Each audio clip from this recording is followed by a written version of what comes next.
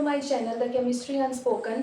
जो आज का हमारा वीडियो का टॉपिक है वो है ब्रीफ इंट्रोडक्शन ऑन मैक्रोमोलिक्यूल्स। ठीक है, तो हम इसमें बहुत सारे मैक्रोमोलिक्यूल्स को, या हम उन्हें पॉलीमर्स भी कह सकते हैं, उन्हें हम डिस्कस करेंगे। ठीक है, तो हमारा जो टॉपिक है वो है ब्रीफ इंट्रोडक्शन ऑफ पॉलीमर्स।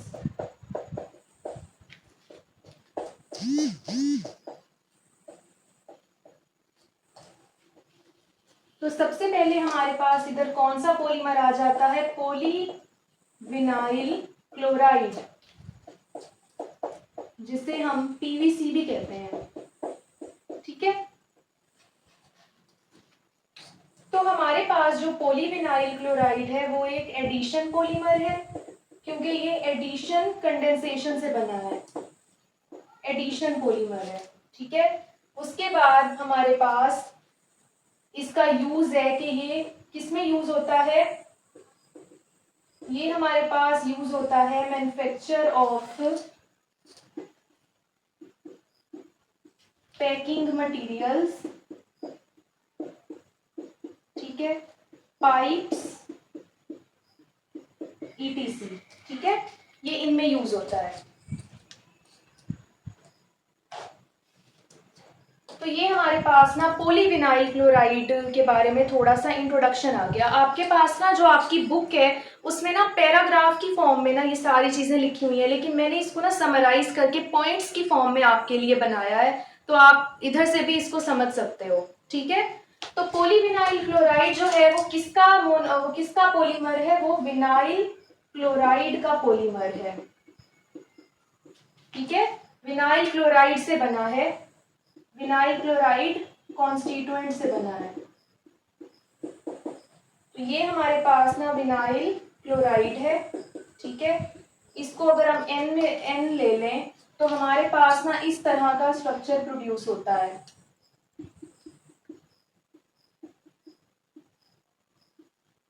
ठीक है, यानी कि इस तरह का स्ट्रक्चर बनेगा, फर्दर आगे ना चेन प्रोड्यूस हो जाएगी। तो हमारे पास ना ये क्या है? ये पॉलीविनाइल क्लोराइड है कि हमने अगर n number of vinyl chloride लिए हैं तो उससे हमारे पास विनाइल क्लोराइड का पॉलीमर बना है, जिसे हम पॉलीविनाइल क्लोराइड कह रहे हैं। ठीक है, नेक्स्ट हमारे पास जो सेकेंड पॉलीमर है वो है पॉलीस्टाइरीन। अब ये भी हमारे पास जो पॉलीमर है वो ऑब्वियसली स्टाइरीन से बना होगा, तो ये भी हमारे पास क्या है? एडिशन पॉलीमर है, एडिशन कंडेंसेशन से बना है ये। और इसका जो यूज है वो क्या है?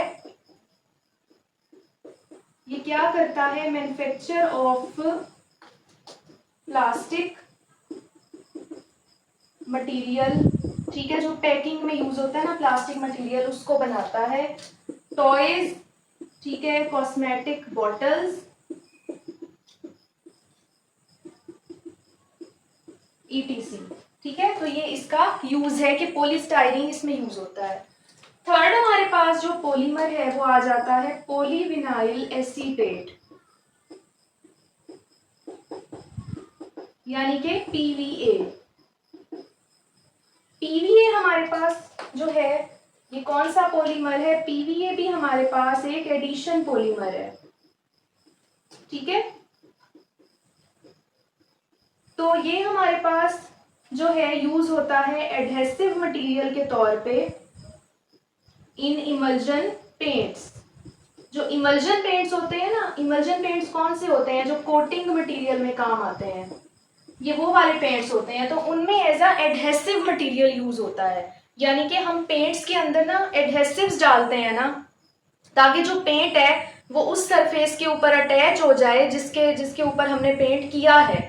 तो एडहेसिव मटेरियल पेंट के अंदर डालना जरूरी होता है। ठीक है, तो हमारे पास जो पीवीए है वो as a adhesive material use होता है इमल्शन पेंट्स के अंदर। ठीक है, नेक्स्ट हमारे पास जो टाइप आ जाती है वो कौन सी है? Acrylic resins. Acrylic resins, acrylic resins हमारे पास अब क्या है? एक्राइलिक रेजिन्स हमारे पास कंडेंसेशन पॉलीमर है, क्योंकि ये कंडेंसेशन रिएक्शन से बना है। ठीक है, ये हमारे पास जो है वो किस में यूज होता है, हमारे पास वेदर रेजिस्टेंट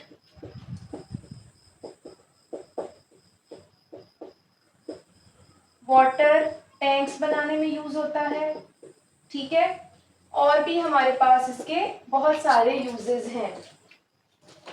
तो एक्राइलिक रेजिन्स जो है वो कंडेंसेशन पॉलीमर है और इनके यूज क्या है कि ये हमारे पास, इनका एक और यूज भी है कि ये प्लास्टिक्स बनाने में भी यूज होते हैं, ठीक है। और वाटर वेदर रेजिस्टेंट टैंक्स बनाने में भी इस्तेमाल होते हैं। नेक्स्ट हमारे पास आ जाते हैं पॉलीएस्टर रेजिन्स। पॉलीएस्टर रेजिन्स जो होते हैं ना, ठीक है, वो हमारे पास कंडेंसेशन पॉलीमर है, ठीक है,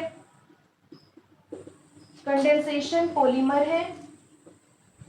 और ये हमारे पास ना क्लॉथिंग में यूज होते हैं, ठीक है। क्लॉथिंग में ज्यादातर हम पॉलीएस्टर के जो हमारे पास होते हैं ना, आपने देखा होगा पॉलीएस्टर के हम जो है पिलोज यूज करते हैं, कुशन्स यूज करते हैं, ठीक है। तो ये वही पॉलीएस्टर रेजिन है। तो ये क्लॉथिंग में भी यूज होता है, ठीक है। और हमारे पास ये पैकिंग मटेरियल में भी यूज होता है। नेक्स्ट जो हमारे पास है पॉलीअमाइड रेजिन्स। पॉलीअमाइड रेजिन्स जो हैं वो भी क्या है, कंडेंसेशन पॉलीमर है, ठीक है।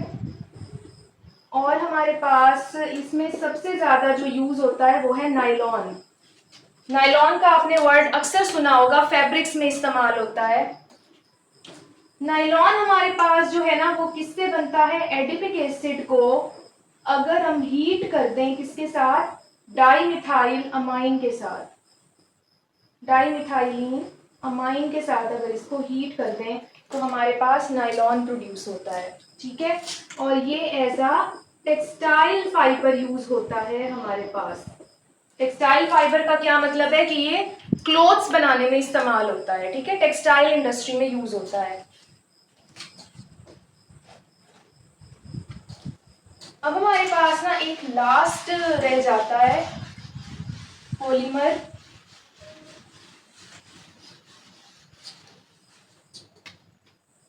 वो हमारे पास कौन सा है, वो है इपॉक्सी रेजिन्स।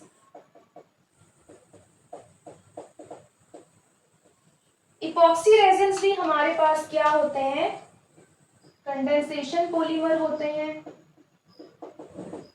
ठीक है। और ये हमारे पास ना क्या करते हैं, ये कोटिंग मटेरियल के तौर पे यूज होते हैं, ठीक है। कोटिंग मटेरियल जो है इसमें ज्यादा इसका यूज कोटिंग मटेरियल में है। जैसे अगर हमने डैम्स की कोटिंग करनी हो, फ्लोर्स की कोटिंग करनी हो, ठीक है, या ब्रिजेस की कोटिंग करनी हो, तब हमारे पास इपॉक्सी रेजिन्स हम यूज करते हैं, ठीक है।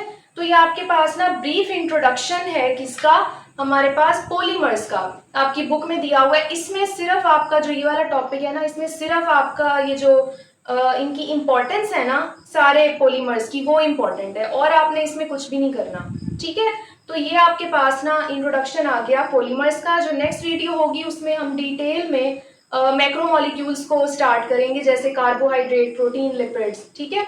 तो वीडियो अच्छी लगी तो लाइक शेयर सब्सक्राइब जरूर करें मेरे चैनल को, और कमेंट्स में भी मुझे लाजमी बताएंगे आपको वीडियो कैसी लगती हैं। और अपना ख्याल रखें, तब तक के लिए अल्लाह हाफिज़।